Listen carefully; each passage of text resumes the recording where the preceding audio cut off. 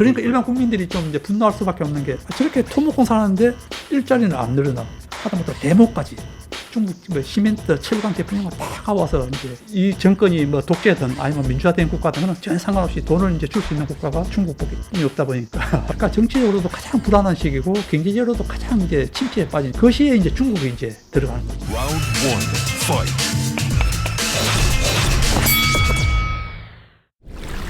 안녕하세요. 박종원의 경제 한방입니다. 사실 우리에게 너무나도 중요한 땅인데 우리가 잊고 있는 지역이 있죠.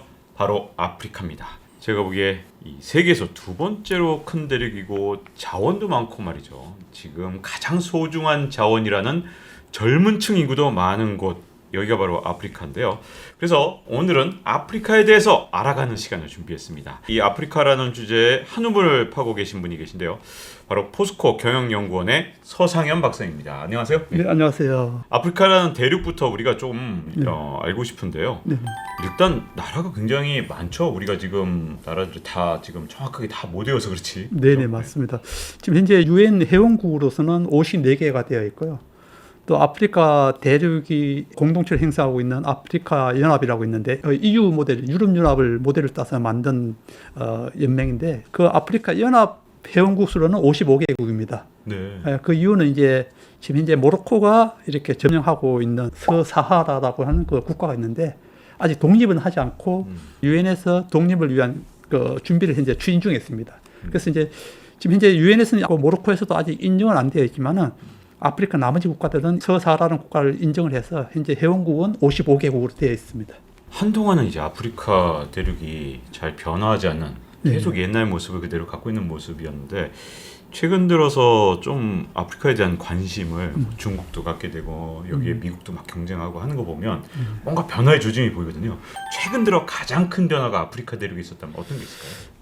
일단은 제일 먼저 이제 경제적으로 이제 굉장히 많이 발전했죠. 사실 2000년 이후에 보면 연평균 5% 이상의 고성장을 했는데 어떻게 보면 국가 단위로 봤을 때 중국이 뭐 한국 경제 성장 과거에 이제 이뤘던 이런 고성장했다면 아프리카도 이제 중국 이후에 고성장을 이루는 이런 이제 대륙을 구상하고 있고 다른 외부에서 이렇게 보는 관점 중에 하나가 사실은 정치적으로 봤을 때는 일단 국가 수가 많다는 게 이게 이제 어떻게 보면 국제사회에서는 가장 큰 무기잖아요. 예를 들어 우리 한국이 남북 대결했을 때는 뭐 하나의 거수기로서도 이제 국가 수가 필요했었고 최근에는 예를 들어서 우리가 뭐 월드컵을 개최한다든지 올림픽을 개최한다든지 세계 박람회를 개최해도 아프리카가 필요하거든요. 물론 지난해 이제 우리가 그 WTO 그 총장 선거에서 안 됐었는데 그 이유도 마찬가지입니다.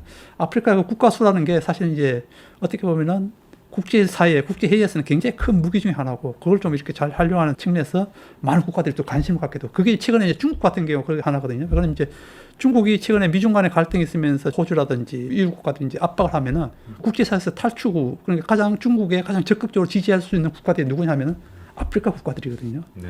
예, 그런 측면에서 봤을 때 중국은 당연히 아프리카에 관심을 가질 수밖에 없는 이런 이제 국제사회 구조가 되어 있습니다. 중국이 아프리카에 대해서 관심을 갖고 있는 건 충분히 알겠는데요. 네.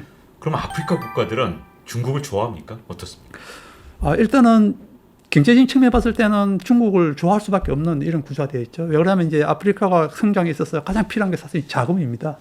국가가 인프라를 깔든 산업화를 하든 이런 필요한 게 자금인데 사실 우리나라 같은 경우는 예를 들어서 뭐 과거에 경부고속도로를 건설할 때 베트남에 이제 전쟁 갔을 때 아니면 이제 저 중동에 건설 인력 파견 가서 이분들이 들어온 외화를 갖고 건설하지 않습니까?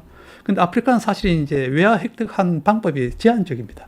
그러다 보니까 결국 외부로부터 이제 이 자금을 동원해야 되는데 이 정책 자금이라고 하는 한국도 마찬가지고 OECD 국가들이 제공하는 뭐 원조라는 이거는 사실 한계가 돼 있거든요. 그리고 우리가 이제 유상으로 이제 제공하는 EDCF 자금 같은 이런 성격도 국가별로 봤을 이제 뭐 예를 들어서 미국이 뭐 좋아하는 국가, 그다음 한국이 좋아하는 국가 이런 국가들은 이제 지원이 되지만은 사실 나머지 많은 국가들이 그런 측면에서 좀 소외되어 있으면은 일단 그 일반 그 민간 상업은행에서 돈을 빌려야 되는데 아프리카 많은 국가들이 그 일반 기준 그 상업은행에서 기준으로 하는 그 국제 신용 등급에서 다 이렇게 내려와 있습니다.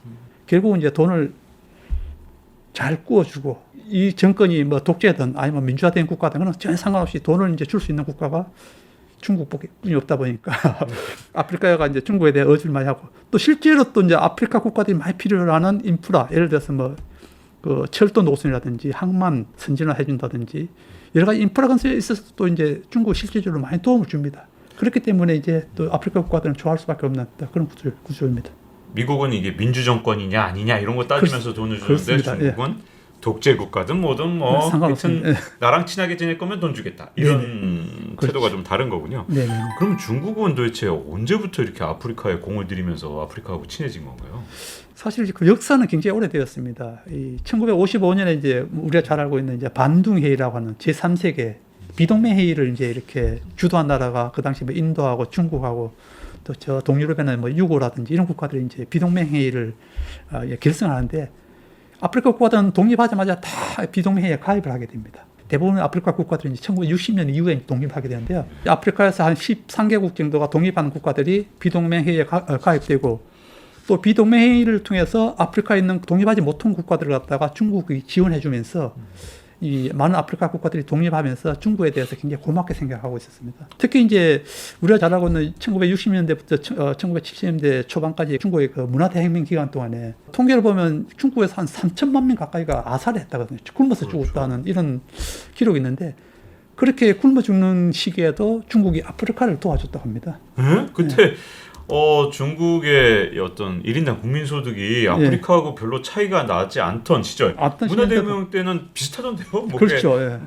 조금밖에 차이 안 나던데. 예. 네. 그럼에도 불구하고 그 당시에도 중국이 자기들 어려움에도 불구하고 아프리카를 도와준 이런 역사적인 유대관계 이런 것 때문에 사실은 이제 정치적으로는 그동안 끈끈하게 연계되어 있었고 그런데 이제 본격적으로 지금처럼 이렇게 연대가 강화되고 한 시기는 사실 2000년 이후에 경제적으로 서로 이제 서로 이해관계에 맞아떨어진 거죠. 그게 이제 중국이 산업화가 고도화되면서 엄청난 많은 자원이 필요했고 이 자원을 대줄 수 있는 지역이 아프리카였고 중국 입장에서는 또 자원만 필요한 게 아니고 자국이 만든 상품을 수출할 지역이 있어야 되는데 품질 대비 가격 측면에서 봤을 때 미국 시장에서 예를 들어 한국하고 해서는 한국한테는 상대가 안 됐던 이런 시기였거든요. 그러다 보니까 이제 나갈 수 있는 지역이 한정적으로 되어 있다 보니까 아프리카 지역이라든지 뭐 라틴 아메리카 지역이라든지 이런 게 이제 이런 쪽으로 중국이 이제 집중하면서 사실 2009년 이후에 보면 이제 아프리카가 기존에는 수출입에서 교역량이 미국이 1위였는데 2009년 이후부터 이제 중국이 이제 압도적으로 1위를 차지하게 됩니다. 예, 그래서 이제, 지금도 미국하고 중국 간에는 거의 한 3배 가까이 교역량이 차이 날 정도로 그만큼 아프리카하고 중국하고 관계는 경제적으로는 굉장히 긴밀해졌다고 볼 수 있습니다. 그럼 중국 입장에서는 아프리카에서 뭘 가장 기대하는 걸까요? 여러 가지 것들 있잖아요. 원자재, 뭐 소비시장, 혹은 뭐 위안화 여러 가지 것들이 있을 것 같은데 어떤 걸? 시기적으로 보면 이제 2000년대 초에 가장 그 중국이 필요했던 것 중에 하나가 사실 이제 지금도 물론 있지만은 그 당시는 보면 이제 원유 같은 이런 에너지 자원이 가장 필요했고 자원을 갖다가 실제로 이제 거의 뭐 안마당처럼 이렇게 대준 나라가 아프리카에 앙골라라든지 그 수단, 그 나이지리아 같은 이런 아프리카 국가들이 대부분이 원유를 갖다 이제 공급해 줬는데 특히 이제 앙골라 같은 경우는 사실 사우디보다 더 많이 수입해 왔습니다. 중국이. 또 2010년대 이후부터 보면 이제 중국이 산업화가 좀 이렇게 약간 어떻게 보면 고도화되면서 특히 이제 중국이 전기 배터리 이런 쪽을 굉장히 많이 그 소재 쪽을 많이 이제 공략을 하게 되는데 지금 현재 뭐 우리나라하고 지금 중국하고 배터리 그 생산 막 서로 막 2위 할 정도로 이렇게 겨루고 있는데 그거 대부분 소재를 갖다 중국이 다 공급하고 있습니다. 그 콩고 민주공화국 같은 경우는 이제 코발트 같은 경우가 전 세계 70%를 그 한 나라가 공급하고 있거든요. 그러니까요. 진짜 코발트는 완전히 콩고 민주공화국 거의 독점인데 그것도 중국이 굉장히 많이 반영하죠. 중국이 그것을 거의 한 80% 가까이는 자기들이 그 수입해 갑니다. 그래서 생산은 중국 기업이 한 뭐 절반 이하를 하지만은 다른 스위스의 뭐 글렌코아라든지 이런 기업들이 생산하는 것도 다 중국이 수입해서 중국으로 다 가져가거든요. 그래서 중국이 가져가서 가공해서 그 소재를 만들면 그것을 우리나라가 이제 LG라든지 우리나라 배터리 업체들이 이런 구조가 되어 있는데 사실 중국이 우리하고 사이 안 좋아서 공급을 끊어버리면 우리 배터리 제조업체들은 그야말로 두 손 놓고 할 일 없어 이런 지금 상황이거든요. 그래서 이제 그런 측면을 봤을 때는 우리나라도 사실은 이제 비약공뿐만 아니라 여러 이제 아프리카 지역에 이런 자원을 찾아서 선점하고 해야 되는데 그런 게 좀 어떻게 보면 좀 중국하고 봤을 때는 약간 아쉬운 점이 있습니다. 중국은 그러면 그동안 오랫동안 아프리카에 대해서 공을 들여왔기 때문에 그 혜택을 지금 현재 보고 있는 중이다 이렇게 볼 수 있는 겁니까? 55년에 이런 그 비노미를 통해서 정치적 관계가 유지되어 왔고 또 그걸 통해서 계속 이제 경제 협력도 왔는데 특히 이제 아프리카하고 이제 우리가 비즈니스 할 때 제일 중요한 게 중동도 어느 보면 좀 비슷하지만 아프리카는 특히 이제 위에 정상 간의 이런 협의가 중요합니다. 그러니까 아무리 밑에 예를 들어서 하위급, 고위급이 아니고 좀 레벨이 좀 낮은 공무원이라든지 그런 리더들하고 만나서 협의해서는 위에 올라가서는 언제든지 뒤집을 수가 있는데 낮은 게 혹시 장차관도 그 낮은 쪽에 속하는 겁니까 그럼? 장차관도 어떻게 보면은 네. 그 결정을 못하는 이런 경우도 많습니다. 그래서 완전히 다 꼭대기에서 하는군요. 예, 가능한 한 가장 이제 높은 레벨에 있는 사람하고 이런 정책 협의를 통해서 결정을 해야 정책이 이렇게 뒤집어지지 않는 이런 사례가 많습니다. 그걸 이제 중국은 거의 총리 아니면은 주석이 1년에 한 번씩은 아프리카를 이제 순방을 하고 이제 외교부 장관 같은 경우는 매년 첫 번째 중국의 그 새해 첫 번째 외국 방문지로서는 꼭 아프리카를 갔다가 선택하고 있습니다. 이게 뭐 32년간 지금 이제 전통이 내려오고 있습니다. 32년간이요? 예. 그러니까 이 정도의 끈끈한 위에 그 정상 간에 이런 유대 관계가 있기 때문에 뭐 아프리카에서 사업도 실질적으로 잘 이루어지고 있는 이런 상황인데 한국과 이제 비교해 보면 이제 한국은 사실 이제 5년마다 정권이 바뀌면 그렇다 보니까 한국이 가는 정상 고위급이 가는 횟수하고 중국이 가는 횟수하고는 이제 게임이 안 되다 보니까 현지에서 사업하다 보면 이제 한국하고 중국하고 이렇게 사업하다 보면 확실하게 이제 그것은 결정이 많이 나는 거죠. 아 그러니까 지금 아프리카랑 하려면 뭐 총리든 대통령이든 그 나라의 가장 높은 사람하고 뭔가 이렇게 관계가 좋아야 되는데 중국은 이걸 매년 가고 우리나라는 기껏해야 한 5년 정권이 바뀔 때마다 가는 정도다. 이건 뭐 상대가 안 될 것 같긴 한데요. 혹시 말이죠. 이런 측면은 없습니까? 중국이란 나라에서 돈을 빌려서 막 투자했다가 네네. 스리랑카처럼 막 국가 부도가 나고 그래서 지금 스리랑카의 국민들은 중국에 대해서 별로 좋아하지 않는단 말이죠. 네네. 아프리카는 지금 현재 어떤 상태입니까? 아프리카 국민. 제가 앞쪽에서는 이제 중국의 좀 약간 좀 우호적인 면을 말씀드렸지만 최근에 부작용이 사실 많이 나오고 있습니다. 특히 이제 2013년에 이제 시진핑 주석이 시도했던 1대1로 그 어떻게 보면 이제 중간 기착지가 이 동부아프리카 지역인데 그 1대1로의 한 연장선으로서 중국이 특히 동부아프리카 쪽을 중심으로 해서 대규모 인프라를 갖다가 많이 이제 깔아주고 지원을 해주게 되는데 특히 이제 에티오피아 같은 경우도 그 700km 넘는 그 철도를 갖다가 34억 달러를 투자해서 중국이 건설해줬고 케냐 같은 경우도 32억 달러를 투자해갖고 몬바사 항구에서 나이로비까지 이제 제2의 그 철도를 깔아줬는데 문제는 이제 케냐 같은 경우도 이 32억 달러에 대한 굉장히 큰 돈을 갖다가 갚아 나갈 수 있는 사실 능력이 없습니다. 이 철도를 운영해서 사실은 그것을 이제 이렇게 갚아야 되는데 철도가 이 인프라 자체 깔 때부터 이제 투자가 많이 됐기 때문에 요금이 비싸게 되어 있지 않습니까? 요금이 비싸게 되면 자연스럽게 사람들이 그 활용을 잘 안 하게 되는 거죠. 안 그래도 국민소득이 막 그렇게 높지 않은 상태에서 비싼 열차를 타고 갈 수는 없으니까. 그러다 보니까 이제 계속 이제 적자나는 이런 상태 되면은 스리랑카도 이제 마찬가지로 항만을 갖다 중국에 건설해주고 계속 그 운영해서 적자나다 보니까 결국 이제 그걸 이제 조차권이 이제 중국 기업에 넘어갔는데 케냐 정부에서는 뭐 아직까지는 뭐 괜찮다 이렇게 하지만은 케냐 일부 언론에서는 이미 이제 이 철도 이 운영권 모든 걸 갖다가 중국에게 넘겨줄 수 있다 이런 게 기사들이 많이 나오고 있습니다. 케냐에서 이런 이제 위협을 느끼고 있고 그 옆에 있는 우간다에서도 이제 인프라 깔기 위해서 중국으로부터 2억 달러를 대출을 받았었는데 대출할 때 조건을 보면 예를 들어서 뭐 2억 달러 줬는데 만약 2억 달러 못 갚으면은 어느 인프라를 갖다 중국이 가져가겠다 이런 조항이 있다고 이제 이 국회의원이 하나 이제 폭로를 하면서 우간다 사회에서도 이제 굉장히 그 발칵 뒤집었었는데 아프리카 워낙 인프라가 부족하다 보니까 중국이 들어와서 인프라를 확대해주고 잘 깔아주는 까지는 좋은데 사실 그 혜택이 국민들에게 오는 거는 거의 없고 왜 그러냐면 이제 보통 우리가 건설하게 되면 그 현지 자국에 있는 국민들을 갖다가 노동자로 써서 이렇게 해야 되고 그 자국에서 갖고 있는 예를 들어 시멘트라든지 뭐 여러 가지 물자를 갖다 활용해야 그 나라가 사실 경제가 좀 돌아가고 해야 되는데 중국은 자국에서 노동자까지 다 데려옵니다. 대부분이. 그 나라 경제에는 큰 도움이 안 되겠네요. 예, 그러니까 일반 국민들이 좀 이제 분노할 수밖에 없는 게 저렇게 토목공 사는데 일자리는 안 늘어나. 물론 이제 일부는 있겠죠. 그리고 거기다가 이제 뭐 하다못해 데모까지 중국 뭐 시멘트, 철강 제품 이런 거 다 가와서 이제 뭐 이런 하나 에피소드 있지만 철도를 가는데 예를 들어서 100만 톤의 철 제품이 필요하면은 그걸 이제 이렇게 어떻게 해서 200만 톤을 가져옵니다. 100만 톤 쏘거나 100만 톤 남잖아요. 네. 그거는 분명히 그 자국 건설하기 때문에 모든 게 무관세를 다 가지고 들어오는 거거든요. 100만 톤 남은 거는 무관세로 들어왔기 때문에 경쟁이 있어서 현지에서 판매하면 훨씬 더 잘 팔리는 거거든요. 이윤도 많이 남고. 그렇게 되니까 중국은 어떻게 보면 건설하면서 돈도 다시 회수해서 받았고 건설 비용 뭐 거의 90%는 또 자국이 가져가고. 와. 이렇게 하니까 다리, 그다음에 철도한 선수 이런 거 남는 건 있는데 실질적으로 그에 대해서 투입된 이런 건 다 이제 중국으로 빠져나가야 되는 이런 또 모순이 있기 때문에 굉장히 일반 국민들은 반감은 좀 있습니다. 사실은 잠비아 같은 데서는 막 탄광에서 중국 사람을 대상으로 해갖고 막 이렇게 막 그 폭행도 하고 살인 사건 그게 발생하기도 하거든요. 네. 그러다 보니까 이제 중국 정부에서도 우리도 이제 아프리카 사람들에게 일자리를 제공할 수 있나 이런 이제 시도를 합니다. 그래서 이제 그 예를 들어서 뭐 신발이라든지 뭐 그다음에 의류 같은 이런 공장에 이제 만들어서 물론 인건비도 저렴하고 그다음에 이제 아프리카에서 만든 제품들은 미국이나 유럽으로 가는 건 다 무관세로 가고 있습니다. 그 협정에 의해서 그러다 보니까 이제 제3국으로의 우회 수출 기지로서 이제 이렇게 중국이 건설해서 거기서 이제 아프리카 인력도 활용하고 또 자국 기업도 이익도 남길 수 있는 이런 이제 구도로 이제 좀 나아가고 있습니다. 아프리카가 일종의 중국이 놓은 채무에 덫에 걸렸다. 네네. 이게 또 신식미 정책 아니냐? 식민지랑 또 뭐가 다르냐? 이런 비판도 있는데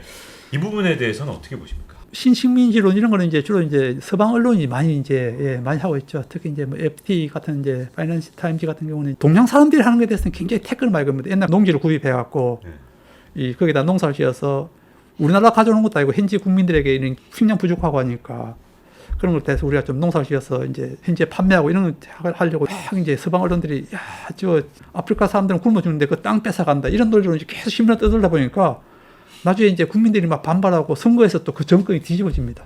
그러면서 이제 계약 자체가 없어지는 이런 사태가 발생하면서 이제 철수할 수밖에 없는 이제 그런 이제 한국 기업들도 있기도 하는데 중국도 이제 세계에서 자기 우군을 확보할 수 있는 데가 사실 많지 않고 이제 국가 수도 많고 또 자기네 투자한 부분도 많고 하다 보니까 그런 식으로 이제 투자도 많이 하고 공작당에 있어서 그걸 통해서 중국어를 배우게 하고 그다음에 중국 사상, 뭐 중국 영화 이런 걸 막 보급하면서 아프리카 국민들에게 이제 중국 의식에 대해서 이런 것도 좀 이제 많이 널리 주입하려고 그 국영 방송 CCTV도 이제 아프리카 여러 군데 이제 지국이 다 있어갖고 거기서 뭐 핵심적인 것도 이렇게 자국을 이제 선전하는 그런 역할도 하면서 이제 중국 관련은 이제 어떻게 보면 서방 입장에서 봤을 그럴 수 있는데 신식민지론까지는 이제 가지는 않지만 그래도 이제 지금 현재 중국의 워낙 교육 측면에서도 뭐 미국의 3배 이상 할 정도로 엄청난 경제 영향도 크고 투자 부분도 보면 이제 2010년 이후에는 미국을 제치고 이제 뭐 1위로 올라갈 정도로 투자도 많이 하고 그러다 보니까 이제 아무래도 서방 국가들이 경계하는 이런 한 목소리가 아닐까 이렇게 저는 이제 생각하고 있습니다.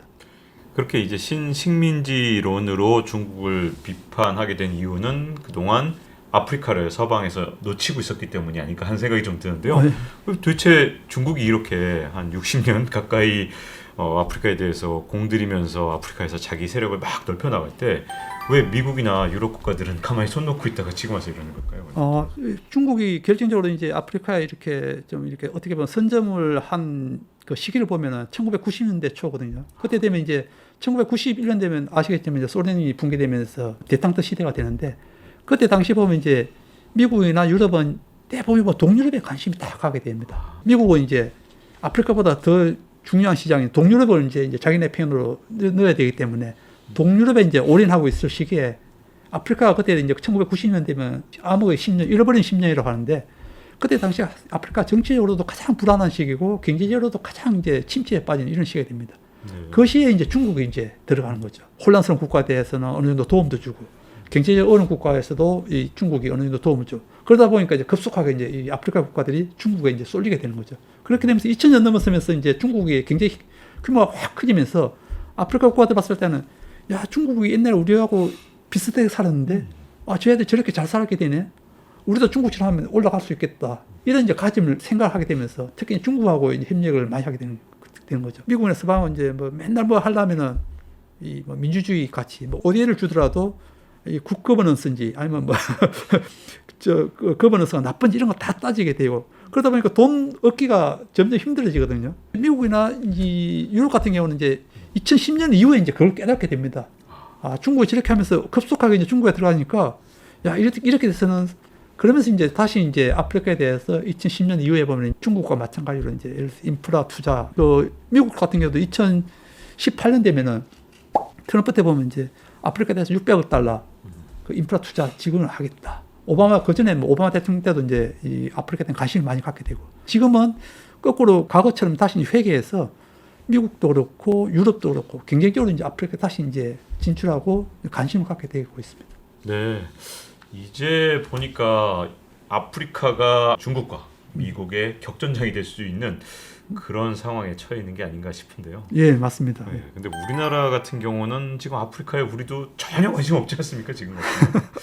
예를 들어서 우리가 조그만 거는 이제 부산 박람회 유치한다는데 그때 되면 이제 또 열심히 또 아프리카에 이제 또 잠깐 일시적으로 잠깐 일시적으로 관심을 갖고 이제 가겠죠. 가면서 이제 또 하다가 또 이제 그 지나면 또 이제 좀 잊혀지고 사실 근데 아프리카하고 관계는 아까 중국이 이제 사례를 들었지만 55년부터 꾸준하게 와서 지금 이제 이렇게 오늘날 이제 중국이 아프리카의 최대 이제 정치 경제적인 이제 이렇게 협력국이 됐는데 아무리 이제 아프리카가 지금 당장 우리한테 이익이 없더라도 이걸 좀 장기적으로 좀 보면서 우리 접근해야 되는데 기업도 마찬가지고 정부 차원에서 마찬가지고 자기 있을 때 이제 실적을 내고 해야 되는 이런 이제 또 압박도 있고 해서 아마 그런 차원도 있겠지만은 아프리카는 근데 좀 차원이 좀 다릅니다. 한 번 해서 이루어지는 게 아니기 때문에 여기는 그런 측면에 봤을 때는 일본이 굉장히 좋은 사례거든요. 보통 이제 한국 기업 같은 경우는 이제 파견 나가면 보통 3년 아니면은 길어봤자 5년 현지 파견하면 이제 돌아오는 이런 경우인데 이 일본 같은 경우는 가면 뭐 10년, 20년 장기로 나가 있습니다. 그리고 또 특히 아프리카 같은 데 가 있으면